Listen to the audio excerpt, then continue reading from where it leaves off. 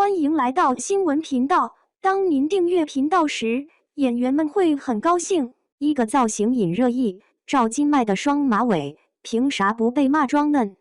在当下舆论环境愈发敏感的娱乐圈里，一个看似简单的发型，往往会被无限放大，甚至演变成关于年龄人设真实性的讨论焦点。赵今麦此次因一组双马尾造型引发热议，表面上看是在讨论22岁是否还适合扎双马尾，但更深层的问题其实是为什么有的人会被质疑装嫩，而他却没有。首先需要明确一点，双马尾从来不是问题本身，它只是一个视觉符号，真正决定观感的是这个符号是否与人物气质相匹配。当造型成为表达的延伸，它就自然；当造型变成刻意的工具，它就容易引发反感。赵今麦这组大片之所以成立，核心就在于贴合。白色外套的选择干净利落，没有过多甜美元素的堆叠，整体妆容也极为克制，仅仅起到提亮气色的作用，没有刻意强调幼态特征。这样的搭配让双马尾不再成为卖点，而只是整体风格中的一个自然组成部分。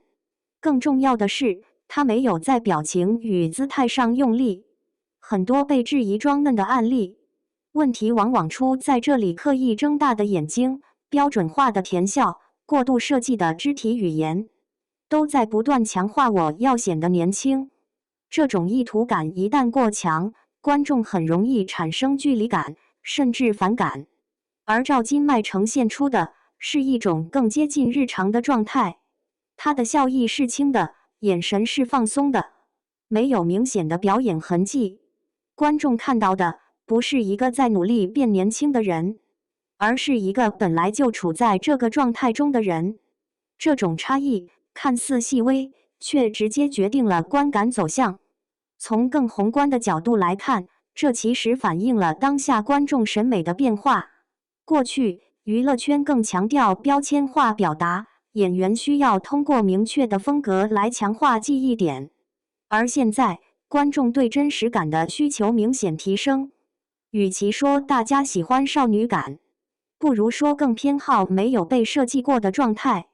相关数据也印证了这一趋势，观众对自然少女感的接受度远高于刻意塑造的类型。换句话说，问题从来不是能不能显年轻，而是这种年轻是否可信。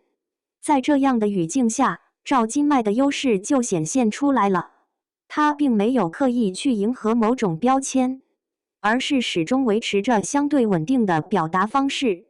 从以往作品到公开露面，他的整体气质一直偏向清爽、干净，没有明显的风格断层。这种持续性会让观众形成一种潜意识认知，他的状态是自然延续，而不是突然切换。反观一些被群嘲的案例，往往存在明显的割裂感，比如年龄与造型风格不匹配，或者过度依赖滤镜与修图来营造氛围。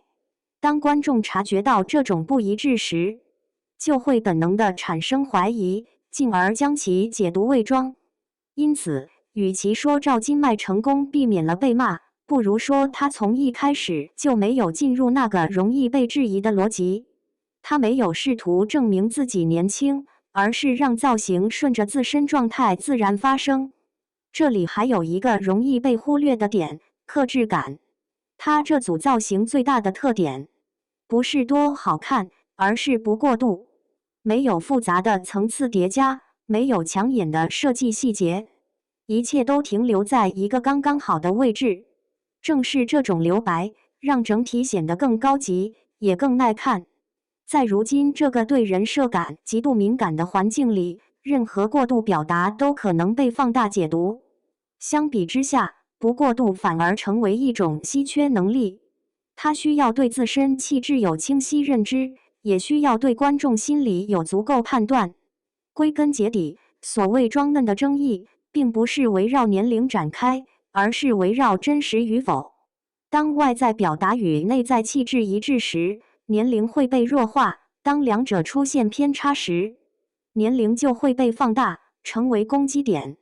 赵今麦这次的双马尾造型，恰好提供了一个相对清晰的案例。